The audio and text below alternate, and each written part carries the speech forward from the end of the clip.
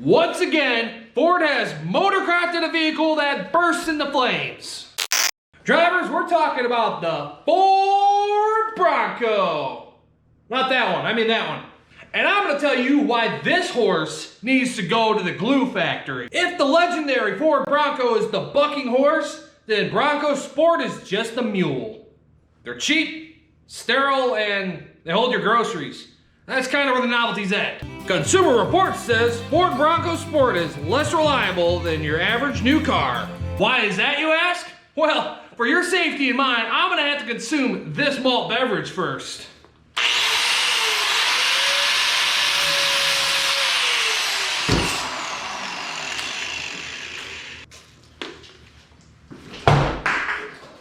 Oh man, the one that I got in there last week didn't even come out. The reason these cars suck is because the Ford Bronco Sport and the Ford Escape's 1.5 liter engines have a tendency to ignite, much like Riverman's ex-wife. So these 1.5 liter engines have a recall out on them because the injectors crack and tend to shoot flames out. Another noteworthy detail about those 1.5 liter engines is they're 3 cylinders. Wow, a 3-cylinder engine being total junk. Who would have thought? What would that be, a 3-banger? More like banging 3.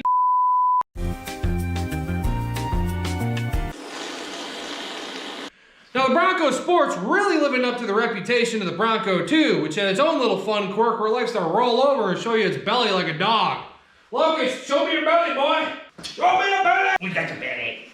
Who's got your belly?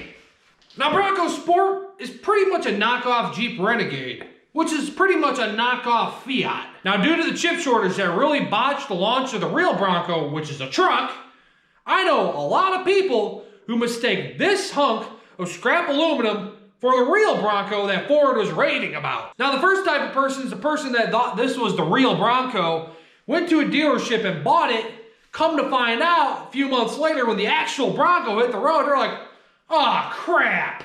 With the way the release of the Bronco went, there has to be at least one person in the world that happened to. And if you're watching this video, this beer's for you.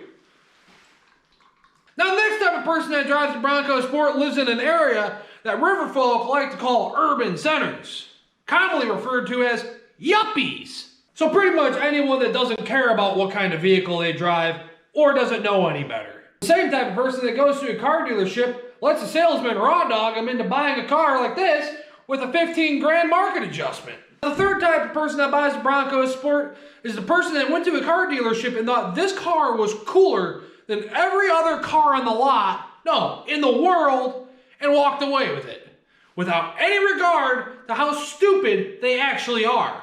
And driver, if this is you, I hope you give good handies, because old truckers are going to be reading about you for years on the truck stop bathroom wall. Come on. When you buy a Ford Bronco Sport, you basically bought a redesigned Ford Escape.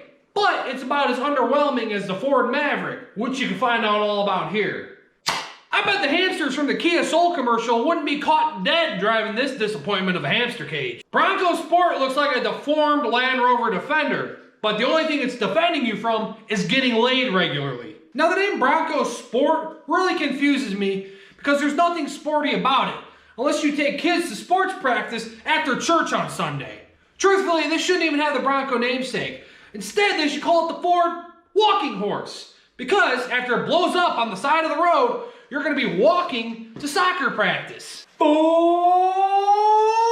Walker Sport! If you put Ford Bronco Sport and Ford Maverick in a room together and told me to choose which one I liked better, I would probably have an existential crisis.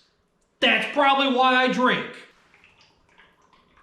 Now, as you know, old Riverman has to give the Ford Bronco Sport a rating, otherwise my credibility amongst the other drunks is going to be tarnished. With that being said, I give the Ford Bronco Sport 2 cracked fuel injectors out of 5 cracked fuel injectors. Only reason it gets 2 is because Ford gave it a neat feature to basically yeet itself from existence, sparing you from any more shame and disappointment you're causing your friends and family.